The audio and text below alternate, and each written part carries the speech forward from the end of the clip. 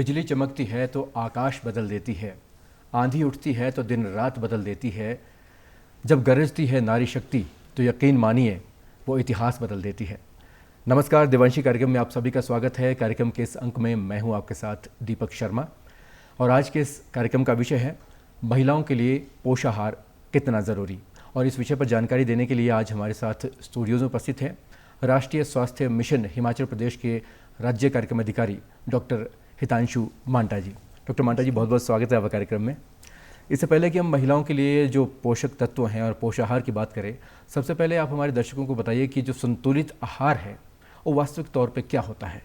जी, सबसे पहले दीपक जी, स्टूडियो में आमंत्रित करने के लिए आपका बहुत बहुत धन्यवाद। तो जैसा कि आपने मुझसे पूछा कि पोषक आहार जो है महिलाओं से संबंधित वो क्या है, तो हम एक इस प्रकार से कह सकते हैं कि ऐसा आहार जिसमें निश्चित मात्रा में हर तरह के खनिज पदार्थ भी हों और हर तरह के हम ये कह सकते हैं कि सुनिश्चित मात्रा में लवण है ना, और आपके विटामिन्स, मिनरल्स और इन ऑल हम ये कह सकते हैं कि पोषण, जितने भी पोषक तत्व हैं वो उसमें प्रेजेंट हों, उसी को हम एक संतुलित आहार कह सकते हैं। आपने तत्वों की बात की, जो मूल रूप से जो तत्व हैं वो पोषक तत्व है, वो कितने प्रकार के होते हैं? देखिए, ये विटामिन्स एंड जो मिनरल्स हैं किसी भी चीज़ में वो पाए जाते हैं। तो उसमें जैसे विटामिन्स हैं हमारे, वो fat soluble and water soluble, इन दो कैटेगरीज में डिवाइडेड हैं। और जो हमारे फैट सोल्यूबल हैं उसमें आपके vitamin A, D, E and के ये ज़्यादातर आते हैं। तो मैं संक्षिप्त फॉर्म में ही आपको बताऊंगी। एंड जो हमारे वाटर सोल्यूबल हैं उसमें हमारे जैसे विटामिन बी 1, 2, 3 और उसी तरह 5 एंड विटामिन ऐसे B12 ये सब आते हैं। तो जो हमारा फैट सोल्यूबल है वो हमारा उसका निर्माण ज़्यादातर यकृत यानी कि लीवर से होता है। और जो हमारा दूसरा जो हम कह रहे हैं वाटर सोल्यूबल है, उसका निर्माण जो है उसका हम ये कह सकते हैं कि वो इतना सूक्ष्म होता है कि वो इजीली, क्योंकि वो वाटर सोल्यूबल है तो वो इजीली हमारा बॉडी से में नहीं रहता है, वो उसका निर्हरण हो जाता है बॉडी से। तो आपने बताया कि सूक्ष्म तत्व भी होते हैं और जो दूसरे वाले तत्व हैं उनकी भी हमारी ज़रूरत पड़ती है। तो अगर हम बात करते हैं जो सारे विटामिन्स है, खनिज है, ये सारे पदार्थ है, ये कौन कौन सी सब्जियां और फल ऐसे हैं जहां से हमें प्राप्त होते हैं? हाँ जी, जैसे हमारी रोज़मर्रा की ज़िंदगी में जो आने वाले हम लोग सब्जियां यूज़ करते हैं, जैसे कि आप मशरूम ले लीजिए, उसमें आपका विटामिन ए है और डी पाया जाता है। उसी तरह आपका टमाटर है, उसमें विटामिन सी से वो प्रचुर मात्रा में वो पाया जाता है। एंड ये जो आपका टमाटर है विटामिन ए से भी भरपूर है वो। उसी तरह आपका जो गुड़ है, चना है ना, इसमें आपका आयरन आपका बहुत ज़्यादा पाया जाता है। चौलाई है, जैसे पहले की जो औरतें थी वो चौलाई का लड्डू लेती थी, तो उसमें एक आयरन और कैल्शियम, क्योंकि चौलाई आपका कैल्शियम से भरपूर है और आयरन भी उसमें है। तो केवल एक ही वो ले लेंगी चौलाई का तो उसमें दोनों तत्व आपको मिल जाते हैं। उसी तरह आपके पास जैसे चने की दाल है, उसमें आपको प्रोटीन कंटेंट मिल जाता है। और आपका सब्जियों में जैसे आपका गोभी है, पत्ता गोभी है, तो इसमें आपका विटामिन ए और फिर से विटामिन ई ये आपका पाया जाता है। तो उसी तरह प्लम है, जैसे आपके फ्रूट्स हैं, तो ये सारे जितने भी हैं ये सब विटामिन सी से भरपूर हैं। जैसे संतरा हो गया, और ये तो आपको मालूम ही होगा, ये सब आपके जो भी है। और बाकी रोज़मर्रा की ज़िंदगी में जो कोई भी हमारे और भी चीज़ें आती हैं, जैसे कि आप ये कह सकते हैं कि प्रोटीन्स जिसमें बहुत ज़्यादा पाया जाता है, जैसे अंडा है, दूध है, पनीर है, मक्खन है, घी है, मतलब आपके तो रोज़मर्रा की ज़िंदगी में जो हमें जो दिनचर्या में हम शामिल करते हैं, डेयरी प्रोडक्ट्स हैं, तो उसमें सभी में पाया जाता है। लेकिन एक बात समझनी बहुत ज़रूरी है कि ये जो हम चीज़ें इस्तेमाल करते हैं इसकी कितनी मात्रा होनी चाहिए, कितनी मात्रा में हमें, जैसे हम कई लोग पनीर बहुत पसंद करते हैं तो रोज़ हफ्ते में 4 बार 5 बार वो पनीर ही खाएंगे, या कुछ नॉनवेज पसंद करते हैं। तो अगर हम जो हमारी पसंद है और पोषक तत्व है, इसमें भी एक तरह से सामंजस्य बिठाना बहुत ज़रूरी है। तो कितनी मात्रा में ये जो है हमें लेना बहुत ज़रूरी है? जी, आपने बहुत अच्छा प्रश्न पूछा। जैसे कि 60 to 70% हमारी बॉडी में जो है वो अनाज की मात्रा होनी चाहिए। एंड अनाज की मात्रा यानी कि हमारा 8 भाग अनाज और हमारा जो 2 भाग है वो हमारा जो आपका है वो प्रोटीन्स के लिए जाना चाहिए एटलीस्ट। हाँ जी, तो इस तरह से हम उसको डिवाइड करके उसको देख सकते हैं। तो इनफैक्ट जो मैंने 60 का आपको बताया था, 60 एंड 40 का रेशो हम ले सकते हैं इसके लिए। तो 60 रेशो आपका ये हो गया लिक्विड पार्ट, हाँ जी, हाँ जी, दालें हो गई और आपका कुछ पोर्शन आपका जो है वो अनाज का भी होना चाहिए। तो इस तरह से हम अपने आप को जो है स्वस्थ रख सकते हैं। महिलाओं की अगर हम ख़ास तौर पर बात करते हैं तो महिलाओं के लिए आहार ख़ास तौर पर क्यों ज़रूरी है, पोषक तत्व जो है? हाँ जी, जैसा कि आपने देखा कि महिलाएं जो हैं उनका जो ज़्यादा अधिकतर कार्य है वो सारा थकावट से भरपूर है। जी बिल्कुल, है ना। और दूसरा आप ये कह सकते हैं कि उनको प्रचुर मात्रा में प्रोटीन्स चाहिए अपनी बॉडी को आगे बढ़ाने के, खड़े रहने के लिए, आगे बढ़ने के लिए, चलने के लिए। ज़्यादातर उनका समय गैस के पास व्यतीत होता है, तो खड़े रहने का उनका बहुत ज़्यादा कार्य होता है। फिर ऑफिस गोइंग है तो भी बहुत ज़्यादा एक मेंटल एग्जर्शन और काफ़ी कुछ और चीज़ें भी हैं। तो कहने का मतलब ये है कि ना केवल वो केवल सिर्फ ऑफिस का काम कर रही हैं, वो उसके साथ साथ घर का भी काम कर रही हैं। तो इसलिए उनको बहुत सारी चीज़ें ऐसी हैं जिसमें उनको अधिक मात्रा में वो चीज़ें चाहिए। जैसे कि अब सिजेरियन के दौरान या फिर हम ये कह सकते हैं कि डिलीवरी के दौरान, तो ये कुछ ऐसी माहवारी के दौरान हम ये सब कह सकते हैं कि उस टाइम उनका जो ब्लड लॉस होता है उस टाइम आयरन की बहुत ज़रूरत है।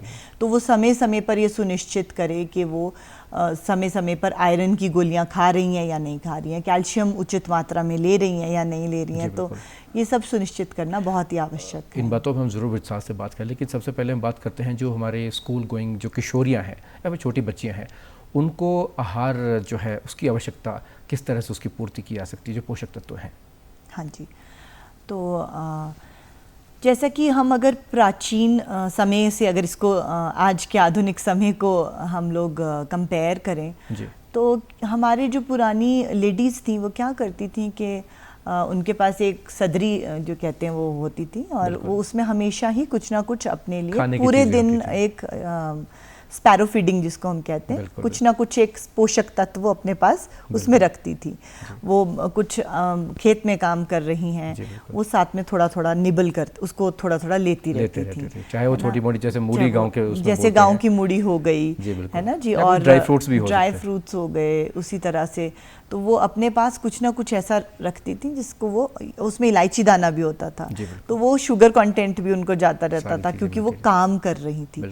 और इसी तरह जो हमारे किशोरियाँ हैं उनके पास हम लोग कुछ एक ऐसा कुछ बना के उनके पास दे सकते हैं लंच बॉक्स में, या फिर वो पूरे दिन घर पे ही पढ़ रही हैं तो उनके पास हम एक डब्बे में कुछ बना के उनको ऐसा ड्राई फॉर्म में दे सकते हैं जिसमें प्रचुर मात्रा में हर चीज़ हो, आयरन, कैल्शियम, कार्बोहाइड्रेट्स, प्रोटीन्स, ये सब खनिज पदार्थ जो कुछ भी हैं, है ना जी। इवन हम ये जिंक को भी इंक्लूड करेंगे हम इसमें। तो हम ये सब कुछ ही बॉडी को मद्देनज़र रखते हुए कुछ ऐसा हो जिसमें उनका हर चीज़ उनको प्रॉपर मात्रा में मिल सके, तो ताकि उनकी जो समस्या है, ख़ासतौर पर जो किशोरी की समस्या है, वो हमारे दर्शकों को आप ज़रूर बताएं वो कौन कौन सी समस्याओं से जूझती हैं। हाँ जी, किशोर किशोरी स्वास्थ्य में तो सबसे ज़्यादा हम यही कहेंगे कि बच्चा एडोलेसेंट एज में जब होता है तो हार्मोनल चेंजेस से भी वो गुजर रहा है, और उन हार्मोनल चेंजेस के तहत उसकी बहुत सारी मानसिक जो हैं परेशानियाँ भी उनसे भी वो गुजरता है। तो उन परेशानियों के तहत उसको उसका जो रुझान है वो एक रोज़मर्रा की ज़िंदगी में जो घर में बनने वाला फूड है उसकी तरफ नहीं रहता, क्योंकि जिस तरह किशोर और किशोरियों का जो एक टीन एज होती है जिसको हम टीन एज कहते हैं, हर चीज़ कलरफुल उन्हें पसंद होती है।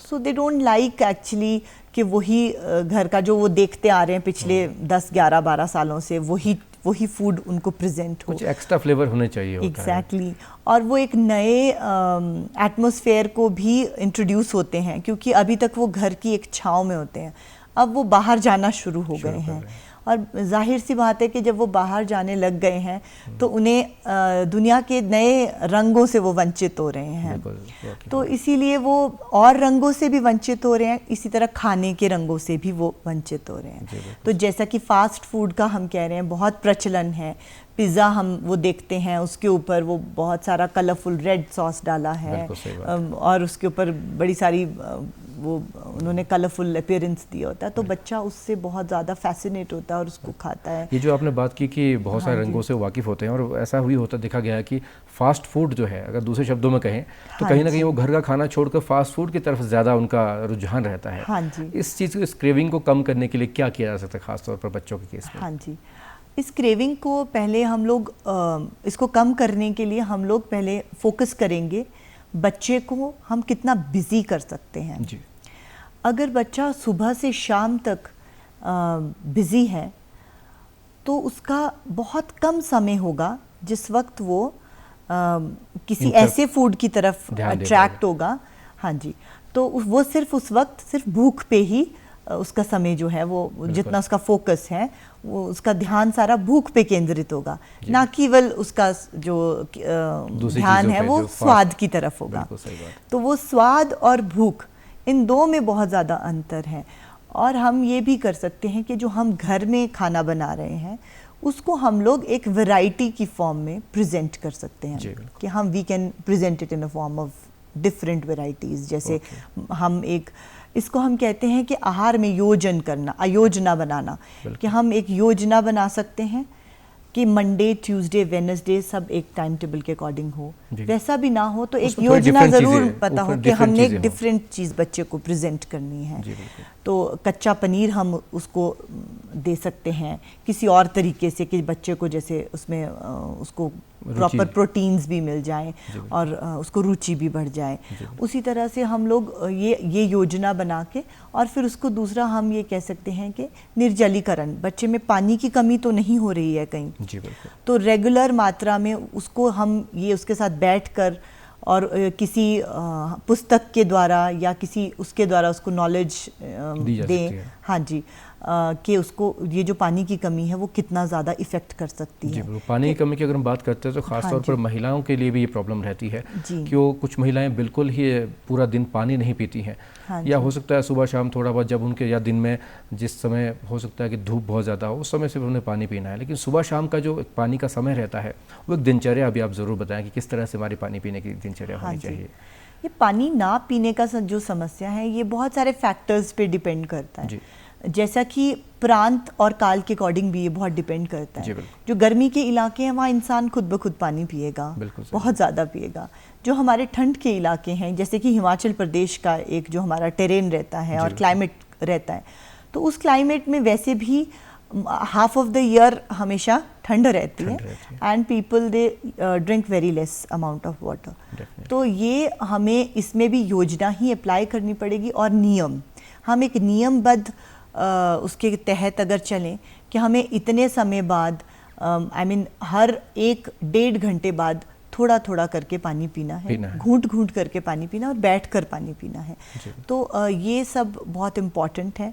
और हम जैसे कि ऋतु अनुसार भी इसका चयन कर सकते हैं कि हम किस ऋतु में पानी, वर्षा ऋतु है उसमें उबाल के जल को पिएं, और किसी ऋतु में हम उसको ठंडा करके जल को मिट्टी के पात्र में पिएं, और तांबे के जल में भी हम उसको, तांबे के पात्र में भी उसको रख के पी सकते हैं। तो ऐसे जल के बहुत सारे नियम हैं, तो हम इस तरह से उनको फॉलो कर सकते हैं, लेकिन जो भी नियम है हमने जल को पीना ज़रूर। आजकल अगर हम बात करते हैं खासतौर पर कामकाजी महिलाओं की, तो उन्हें बहुत से काम करने पड़ते हैं, घर पे भी काम करना है, बच्चों को भी तैयार करना है, पति को भी ऑफिस भेजना है और ख़ुद भी उसके बाद ऑफिस जाना है।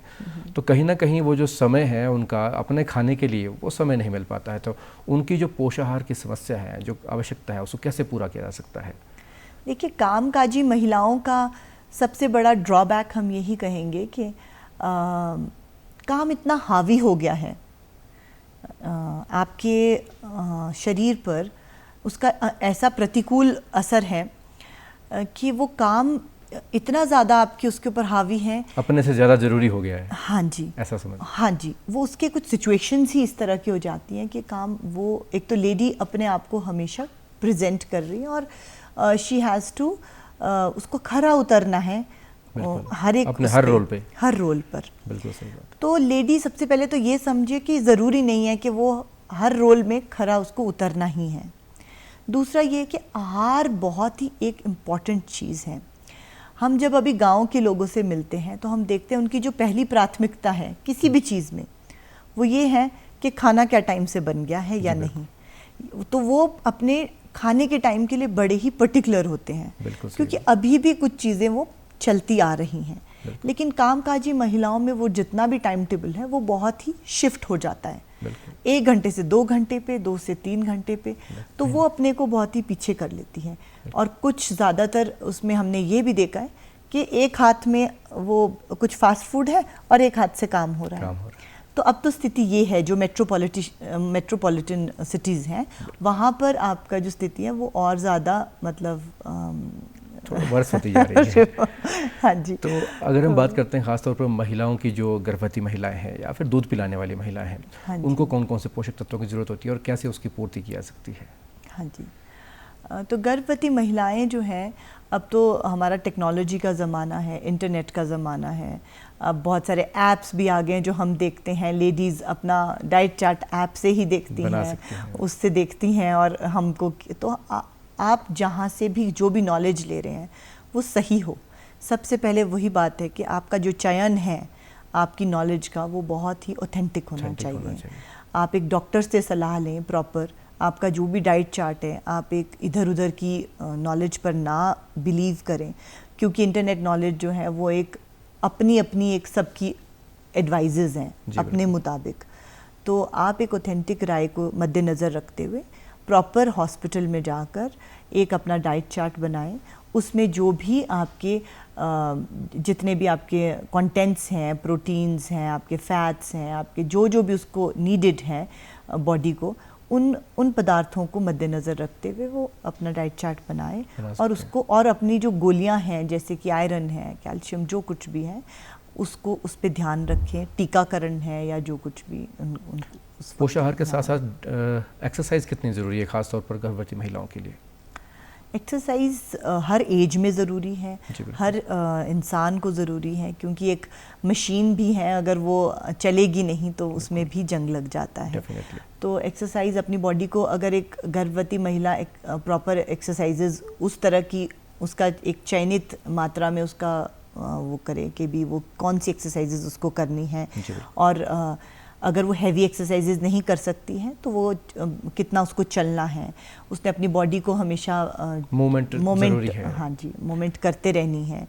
तो ये एक्सरसाइजेज तो डेफिनेटली बहुत ज़रूरी है, ना केवल माता के लिए बल्कि गर्भ में पलते बच्चे के लिए और शिशु के लिए भी ये एक्सरसाइजेज बहुत ज़रूरी है।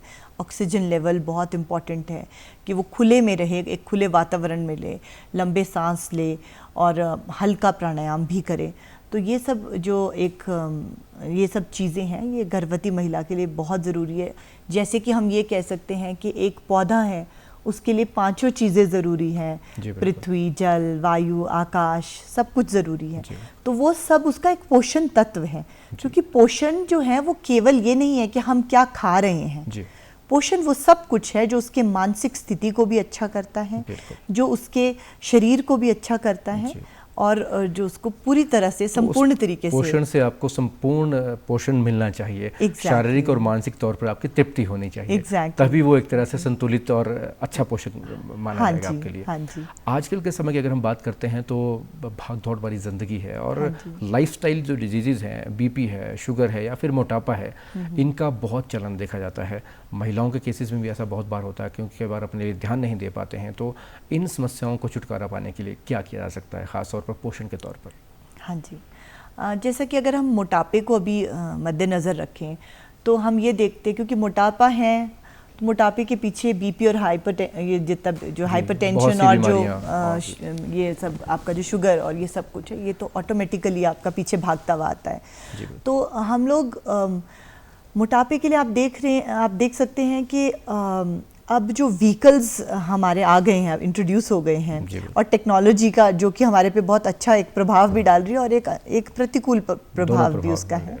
तो हम लोग अपने घर तक भी एक गाड़ी में ही जाना पसंद करते हैं। हम घर से भी अगर निकलेंगे तो गाड़ी में निकलेंगे, ऑफिस जाएंगे तो वहाँ भी गाड़ी से उतरेंगे, बिल्कुल ऑफिस और के अगर बाहर ही हमें उतरेंगे। मतलब कुछ मीटर्स का पैच भी कवर करना पड़े तो हम अपनी बात भी कर रहे हैं, वो बहुत ही हमें एक असुविधाजनक लगता है। जी बिल्कुल। तो ये बहुत एक बड़ा फैक्टर है, क्योंकि दिन में ये दिन तो इतनी बहुत ही तेज़ी से बीत जाता है, उसका यही पता नहीं चलता है।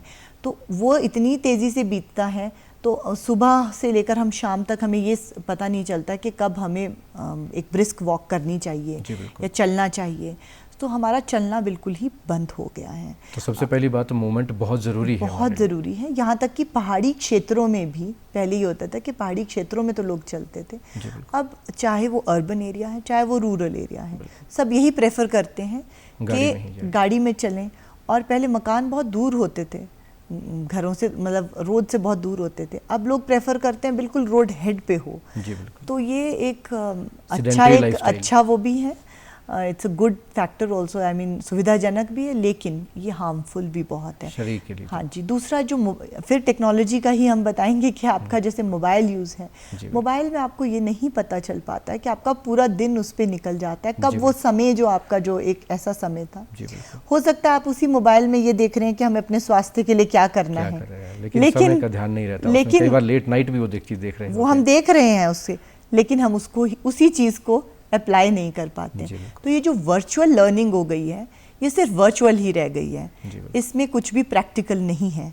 उसी तरह जो बच्चे हैं, बच्चे वीडियो गेम्स इंट्रोड्यूस हो गई हैं, बच्चे उसी वीडियो गेम में जीत जाते हैं, उसी में ही हार जाते हैं एक जगह बैठे, और बैठे बैठे वो इतने खुश हैं कि हमारा 3D हमने इसमें कुछ ऐसा कर दिया है, 8D अब तो पता नहीं क्या क्या चल पड़ा है। तो बच्चे इतने ज़्यादा उसी एक्टिविटी में फुटबॉल खेल रहे हैं, तो वो वीडियो गेम में फुटबॉल खेल के जीत रहे हैं, बेड पे बैठे बैठे सारी गेम्स खेल जाते हैं। और जब when it comes to practical thing, जब वो एक्चुअली ग्राउंड में जाते हैं, तो ग्राउंड रियलिटी ये है कि they can not perform there, बिल्कुल नहीं कर क्योंकि उनका जो बॉडी है उस चीज़ को कर ही नहीं पाती। टेक्नोलॉजी का सही इस्तेमाल ही करना आज की ज़िंदगी में बहुत ज़रूरी है, ताकि हम अपने आप को फिट रख सकते हैं। Exactly. एक चीज़ और देखी गई खासतौर पर महिलाओं में कि स्लिम रहने के चक्कर में कई बार फास्टिंग तो है लेकिन ओवर फास्टिंग हो जाती है, उसके बारे में क्या कहना चाहेंगे आप? हाँ जी, तो ये जो इंटरमिटेंट फास्टिंग का भी अब बहुत प्रचलन चल पड़ा है, दैट इज़ गुड ऑल्सो, लेकिन हर चीज़ का एक नियम